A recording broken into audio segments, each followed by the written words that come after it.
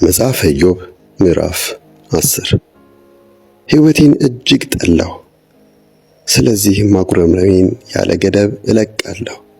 በነፍሴም ምሬት እናገራለሁ። እግዚአብሔርን እንዲህ እለዋለሁ፣ በምን ላይ እንዳልተስማማን ንገረኝ እንጂ አትፍረድብኝ። ክፉዎችን ዕቅድ በደስታ እየተቀበልህ እኔን ግን ስታስጨንቀኝ የእጅህንም ሥራ ስታዋርድ ደስ ይላልን?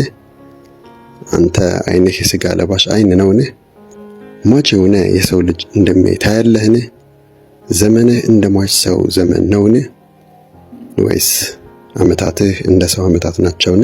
ታዲያ በደልን የምትፈላልግብኝ ኃጢአቴንም የምትከታተለው ለምንድን ነው?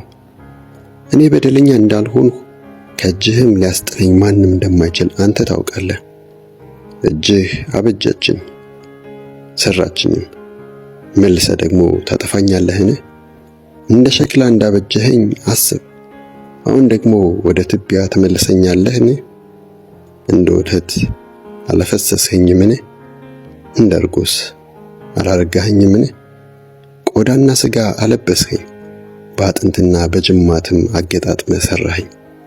ሕይወትን ሰጠኸኝ፣ በጎነትንም አሳየኸኝ፣ እንክብካቤህም መንፈሴን ጠበቀ። ይህን ሁሉ ግን በልብህ ሸሽገህ ነገሩ በሐሳብህ እንደነበር አውቃለሁ። ኃጢአትን ብሠራ ትመለከተኛለህ፣ መተላለፌንም ሳትቀጣ አታልፍም። በደለኛ ብሆን ወዮልኝ፣ ንጹሕ ብሆንም ራሴን ቀና አላደርግም። ውርደትን ተከናንቤያለሁና በመከራም ተሰፍቄያለሁ። ራሴን ከፍ ከፍ ባደርግ እንደ አንበሳ ታደባብኛለህ። አስፈሪ ኃይልህን ደጋግመህ ታሳየኛለህ። አዳዲስ ምስክሮችን ታመጣብኛለህ። ቁጣህንም በላዬ ትጨምራለህ፣ ሰራዊትህም ተከታትሎ ይመጣብኛል። ታዲያ ለምን ከማኅፀን አወጣኸኝ? ምን ነው ዓይን ሳያየኝ በሞቱ ኖሮ? ምን ነው ባልተፈጠርሁ፣ ወይም ከማኅፀን ቀጥታ ወደ መቃብር በወረድሁ? ጥቂት የሆነው ዘመኔ እያለቀ አይደለምን? ከስቃዬ ፋታ እንዳገኝ ተወት አድርገኝ።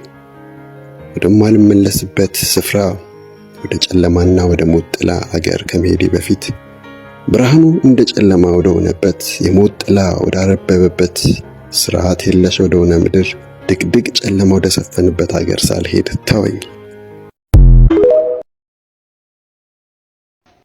መጽሐፈ ኢዮብ ምዕራፍ 10 ሕይወቴን እጅግ ጠላሁ፣ ስለዚህም ማጉረምረሜን ያለ ገደብ እለቃለሁ። በነፍሴም ምሬት እናገራለሁ። እግዚአብሔርን እንዲህ እለዋለሁ፣ በምን ላይ እንዳልተስማማን ንገረኝ እንጂ አትፍረድብኝ። ክፉዎችን ዕቅድ በደስታ እየተቀበልህ እኔን ግን ስታስጨንቀኝ የእጅህንም ሥራ ስታዋርድ ደስ ይላልን? አንተ ዓይንህ የሥጋ ለባሽ ዓይን ነውን?